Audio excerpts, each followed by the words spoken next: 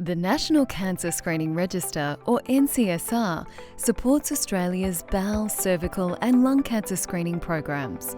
Screening is a simple test and one of the best ways to find early signs of cancer when treatment can be more effective.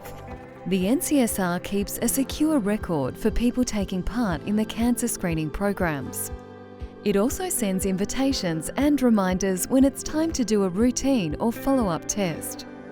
The participant portal makes it easy to see when you last screened and when you're next due to screen, manage your participation in the programs, update your contact details and how you want to be contacted, order a free bowel screening test kit to be sent to your home if you have lost yours or it's expired, or if you're aged 45 to 49.